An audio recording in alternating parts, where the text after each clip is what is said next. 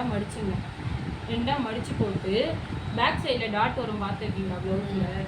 So அந்த tattoo வந்து mark பண்ணிக்கணும். அந்த டாட் எப்படி மார்க் பண்ணால் இந்த 2 டாட்டு இருக்குல்ல, இந்த 2 டாட்டையும் இப்படி ஒன்றா வச்சு இந்த டிஸ்டன்ஸில் வைங்க.